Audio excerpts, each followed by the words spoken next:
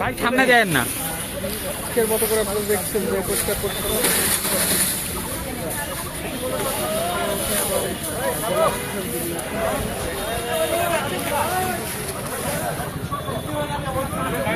ময়লাগুলো আছে আপনারা চুরিতে রাখবেন। ময়লা চুরি এখানে লেখা আছে কি কি করতে হবে, ঠিক আছে? আমরা যদি সবাই সচেতন হই, আমাদের পরিষ্কার করে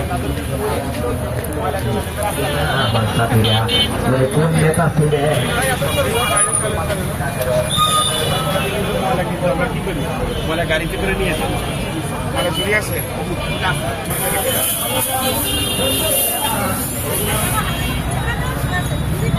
আপনারা জানেন যে আমাদের মাননীয় প্রধানমন্ত্রী একটা কর্মসূচি ঘোষণা করেছেন যে পরিষ্কার পরিচ্ছন্নতা অভিযান।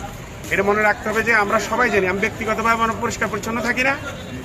আপনি পরিচ্ছন্ন কেন থাকি? আমি যদি পরিচ্ছন্ন না থাকি আমার ভালো লাগে না, তাই না? অনুরূপভাবে আমি যদি আমার পরিবেশকে পরিচ্ছন্ন না রাখি তাহলে আমাদের চারপাশ কি ভালো থাকবে? অবশ্যই ভালো থাকবে না।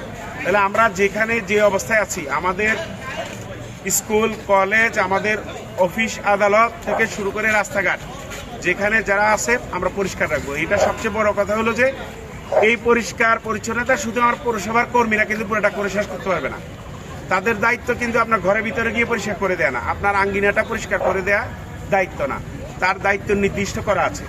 কিন্তু এটা আমরা মানুষকে কিন্তু জোর করে বুঝাইতে পারবো না। কেউ যদি নিজের আঙ্গিনা পরিষ্কার না করে তারা কিন্তু পিটাইতে পারবো না। আমরা কেন পরিষ্কার করবো না? মাইর দিতে পারবো, কিন্তু ওটা আসলে কোনো পদ্ধতি না, আমরা বুঝাইতে হবে। এই বোঝানোর জন্য আজকে আমরা প্রতি শনিবারে যে কর্মসূচিটা হচ্ছে এটা প্রতীকী কর্মসূচি। ইম্পর্টেন্ট জায়গাগুলো যেখানে অপরিচ্ছন্ন আমরা পরিষ্কার করব, পাশাপাশি আমরা মানুষকে সচেতন করব, বিভিন্ন জনকে সচেতন করব তারা যাতে তাদের নিজেদের অংশটা করে।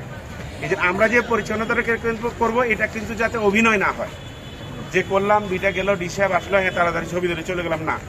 আমরা এই পরিচ্ছন্নতা অভিযানটা নিয়মমতভাবে আন্তরিকতার সাথে করব। আমরা যে আমাদের এই ডিসি অফিস প্রাঙ্গণ থেকে শুরু করব। এখানে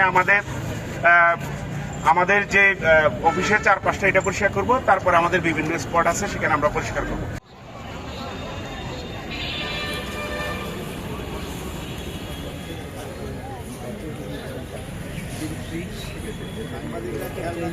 পরিষ্কার পরিচ্ছন্নতা অভিযান সেটা